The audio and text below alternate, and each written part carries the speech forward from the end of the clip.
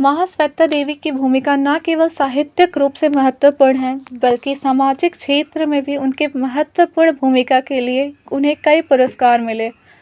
महाश्वेता देवी की यह जानने में दिलचस्पी रहती थी कि हिंदी में इस वक्त क्या हो रहा है। उनकी इच्छा थी कि कोई ऐसी पत्रिका निकले जो भारतीय भाषाओं के मध्य पुल का काम करे। उनकी इच्छा को ध्यान में रखकर उनके बेटे ने भाषा सेतु बंधन नामक से बहुभाषिक पत्रिका निकाले।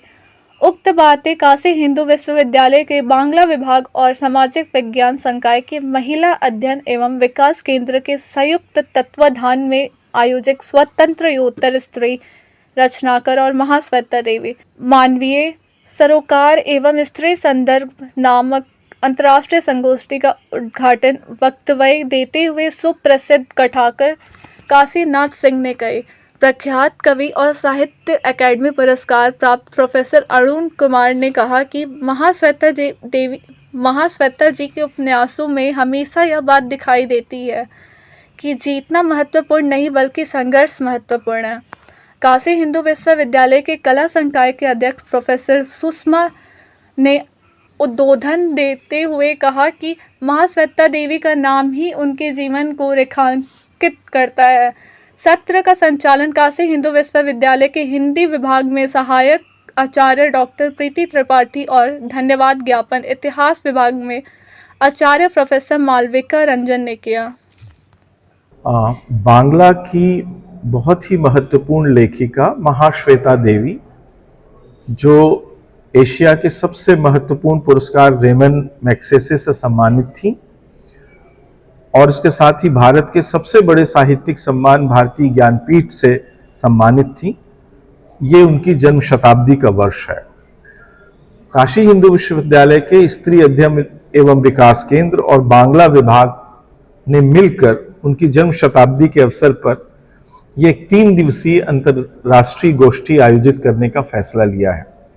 ये आज यानी 11 अप्रैल से 13 अप्रैल तक 3 दिनों तक आयोजित होगी, जिसमें विदेश से 6 मेहमान आए हुए हैं, श्रीलंका से, नेपाल से, बांग्लादेश से और उसके साथ ही भारत के विभिन्न हिस्सों से लगभग 30 अतिथि महाश्वेता देवी के अवदान पर बोलने के लिए इन 3 दिनों में आमंत्रित किए गए हैं।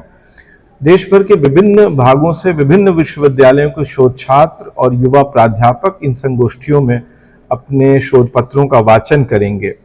जो बहुत महत्वपूर्ण वक्ता इस संगोष्ठी में शामिल हो रहे हैं, उसमें साहित्य अकादमी सम्मान से सम्मानित और भारत भारती सम्मान से सम्मानित विख्यात कथाकार प्रोफेसर काशीनाथ सिंह इस आयोजन के मुख्य अतिथि होंगे। साहित्य अकादमी सम्मान से सम्मानित श्री अरुण कमल इस संगोष्ठी का उद्घाटन वक्तव्य देंगे और स्त्री विषयों की बहुत बड़ी विशेषज्ञ इग्नू की प्रोफेसर और हिंदी की महत्वपूर्ण कवि प्रोफेसर सविता सिंह इसका बीज वक्तव्य देंगी।